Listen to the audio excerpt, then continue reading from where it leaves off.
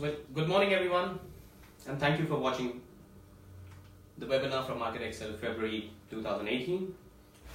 Well, since the time the notification for this webinar went out about me sharing mantras as the coolest CEO, the first thing that came to my mind was it's more than 30 degrees outside, the onset of summers, and I have to sound cool. Fair enough. Now I have to do something about it. And here I am starting with a very warm Japanese phrase, which gives us insights in a direct yet poetic way, which goes as mono no aware. Pardon me if my pronunciation actually didn't nail it, but to put it into these words simplistically can be translated as passing of time on gentle notes. What comes most easily to my mind is the beauty of cherry blossom. Well, I've been fortunate enough to view cherry blossom a couple of times during my visit to Tokyo. But how do I connect this with today's theme? From the very first interaction to selection, then outsourcing, and to the last outcome, what should the experience leave you with is a remembrance, a really pleasant one. Now, for those of you who've seen the movie Lost in Translation, where two people meet, a middle-aged actor and a young, intelligent woman connect for a very brief time in an alien city. And what they end up with is a cheerful experience, something that they would remember for a very long time. The movie also examines and lays bare the intricacies of being in an alien land where people speak different languages, have different culture, and different time zones to add in. You are in a different time zone, to be precise. Now, in situations like these, one is intrigued by the ethics, the expressions, and the nuances, as well as the words they share. So that's where I begin, and let's take a short tour of Indian market research scenario, since that is what the topic is all about. Well, to put it correctly, outsourcing is something which is not new for India. We've been into a service sector for a long time, and I mean, a lot of sectors which have outsourcing in India. And market research is no alien for that. Market research, there's a lot of outsourcing including in the market research as well. Now, during all our travels, one question that we come across from a lot of our clients and our prospect clients when we travel, one thing that we are always asked about is how many agencies are there in India? Are there actually so many agencies? As we get an average of one email or one call on a daily basis. What they actually struggle with is how do you go about looking for your right partner for your next MR project? So how easy is looking for a right partner for your next MR project? I would say it's extremely easy because there are a lot of market research agencies in India. Now that also makes it extremely difficult because there are a lot of them. So how do you go about your partner shopping? Well, the only thing that you would start with is you would ask them capabilities. And this is what most likely you will get. We have more than 10 offices across India. We work across with more than 100 interviewers, maybe more. We do an average of 100 projects a month, maybe 1,000 projects a year. We have a client base of more than 100 clients that we deal with. And 10 plus anything. In India, we don't believe in small numbers. We don't believe in single digits. We have plenty of everything. We do qualitative, quantitative, desk research, face-to-face, CAPI, telephone, FGDs, IDIs, ethnographies, online bulletin boards. You name it and we do it. Basically everything that we do and every single one of them.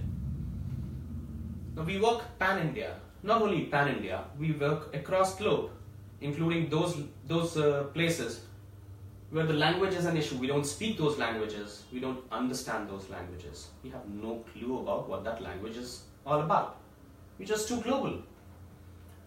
We are members of national and international organizations and whatnot. Well, we are all of that and much more. It's a wonderful situation to be in. Now, how to deal with such an exceptional availability of partners? Well, to begin with, I'll keep technology and quality parameters as a basic hygiene for any agency. So that's something which is unsaid when you look for your partners. Now, when we talk about partner selection in a foreign language, one would need to be careful about how and why to choose and whom to choose. Now, one is definitely intrigued by the face which is on the other side of the screen. The two things that can comfort the client right from the beginning are removing alienation. The agency has to do everything to remove that feeling of being alien. You come from a different country, different language, different cultures. That needs to go out. A better dialogue. One approach to ensure that the communication is being effective, to implement an effective listening and reading. Now, whatever the mode of communication is, asking questions to clarify the message. Now, these two aspects to begin with will lead to warmth and a more engaged relationships. So basically what I'm trying to do is applying filters as to how you go about your partner shopping in India. Now, what next you need to do? You need to look for right answers. These are questions that you probably would ask, or these are questions that you would probably need to have answers determined from various facts and sources. Now, all is good thus far, but the work actually starts now. Now you need to apply additional filters in getting onto a right partner of your choice, who would at least at the initial stage seem to be perfect. Let me put it honestly, nothing comes with a guarantee, not even here, but at least seem to be perfect in the initial stage of things. Now, I've prepared a few key points that we've learned along the way doing market research in India for the last 17 years. We built our brand at the center stage of action in these years, and these are our learnings. I've come up with 5 key points. Now, when you start your partner search, start from the beginning. Your search can even begin at the beginning of things, not at the stage of proposal or cost when you need. The moment you have a client brief, you can start looking for partners. You can start throwing those questions to your partners. See what kind of answers that you get.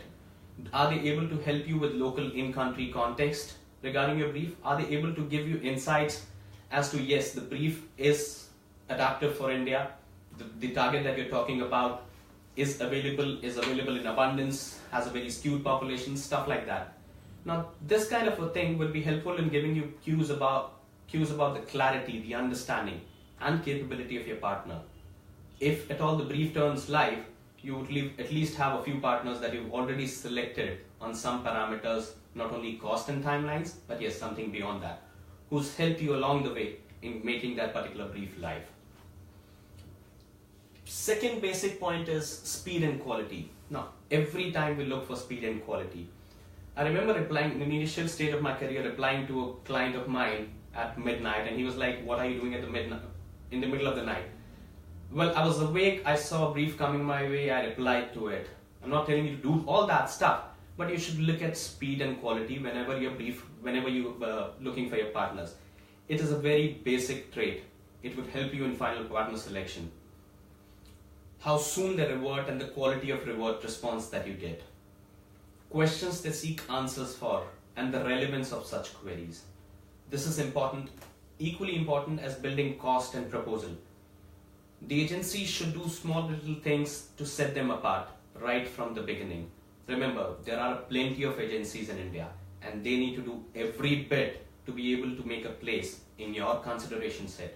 So, an acknowledgement is also a sign of willingness right from the start.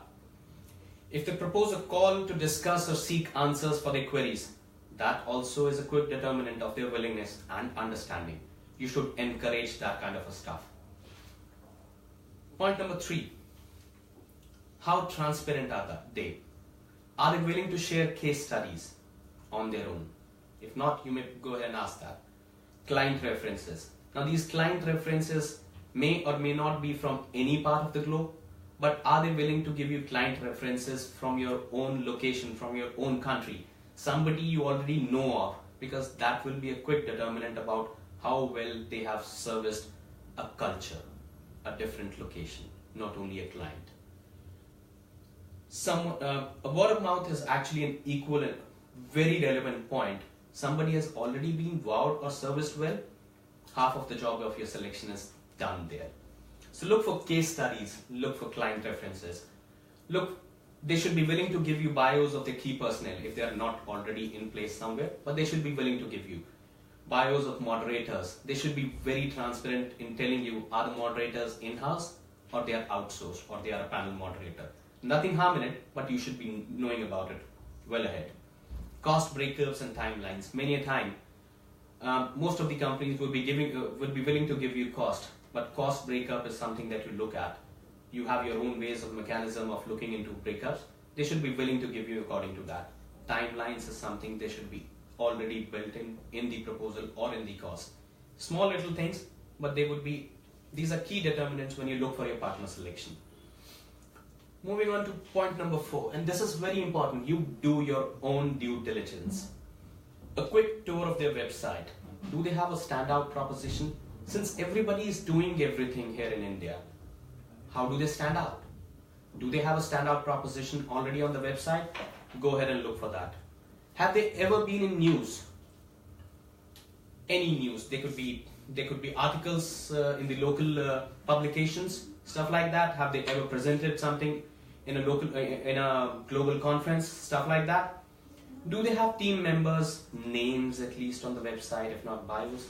Many times you would come across an isolated website.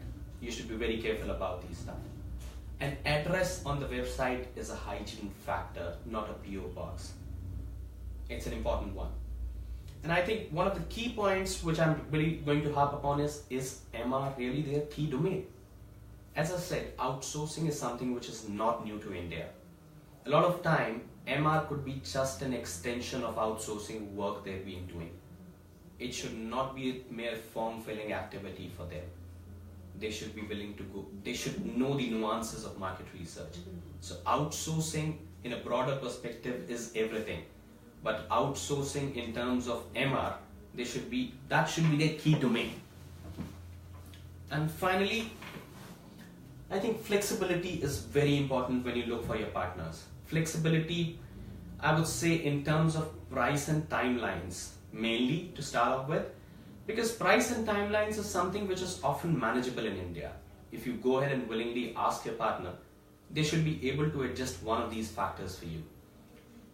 The other aspects of flexibility is ultimately the project has to serve the client needs. Are they willing to take last minute changes? Are they willing to do those last minute recruitment stuff changes for you? Ultimately, it has to suit the client needs. So that kind of flexibility, if the partner is willing to give you in the initial stage, right from the proposal stage, I'm sure at the delivery stage, they would be enough flexible for you to service you. I think these are the 5 key points that I really wanted to harp upon when you're doing your partner selection, right from things that you ask, things that you expect, and things that you determine by your own due diligence. So basically what I try to harp upon is your choice of partner has to be beyond a reasonable pricing and a good proposal. During this short exchange of request and reply that you go through in the initial stage, one has to leave an impact on you. One has to touch one of your 5 senses, if not all of them at all. If yes, they've been able to do that, keep them into your priority, keep them into consideration, and I'm sure higher chances they will not disappoint you.